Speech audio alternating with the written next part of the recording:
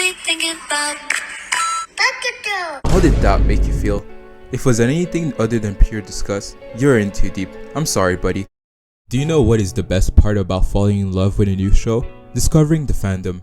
You get to know how a separate group of people have wasted their life on their hyperfiction. This leads you into discovering a myriad of fan creations from big or small accounts that definitely should be on some type of list. Which one could come up with a conclusion if a fandom could drive away new people? This question is hard to answer because on one hand, someone could simply just jump into their new love without thinking too much about the opinions of others. Honestly, everyone should be that way. But we don't live in a fantasy land. We're all influenced in some way by our surroundings, in one shape or another, and the actions that a certain fandom takes will in fact affect your perspective on that piece of media. For example, Danganronpa. This game from 2010 was one that I had on my bucket list for a while, but man, every time that I had any type of exposure to this franchise, I would just get the biggest secondhand embarrassment. When I saw this announcement, I was flabbergasted. She really tried to play the game in real life, which unironically pushed me to actually try the series for myself. First, I booted up my good old test dummies and saw what it thought about the game. And I am this school's headmaster. The music, what are we playing? Donkey Kong Country? Perfect. A few inches later. Yeah, this checks out. For real though, playing through 1 and 2, the series isn't that bad.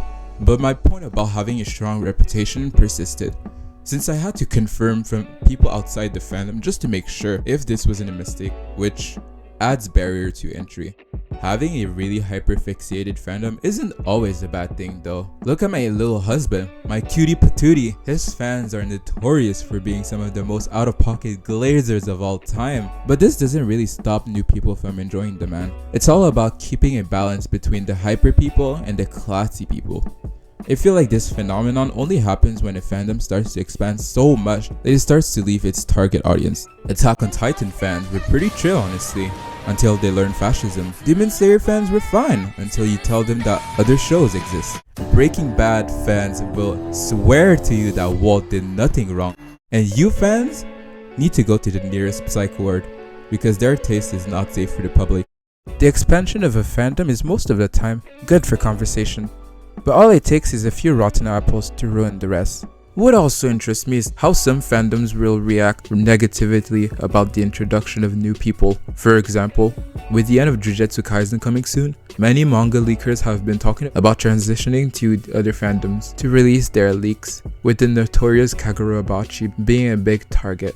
However, surprisingly, instead of being appreciated with open arms, they were met with pitchforks. A good chunk of the fans didn't really like the culture surrounding leaking that JJK had because they ruined a lot of people's experience because of spoilers, which I can understand. I only watched the anime version, yet I feel like I understand essentially everything about the complexity of Hikari's domain expansion. The spoilers were getting so bad that big celebrities were starting to even chime in, which on one hand is very endearing that is so mainstream that they also can enjoy the medium, because honestly, introducing Megan Thee Stallion to anime was humanity's biggest W. But at what point does the trade-off from getting told years in advance about the Honored One is worth ruining your own enjoyment? I feel like most fandoms should operate like when Avengers, Infinity Wars, and Endgame released, where there was a reasonable period of time before people started yelling to their mama about their freaky ways to defeat Thanos. Because I don't know about y'all, but when someone breaks into my house just to spoil me about my own death,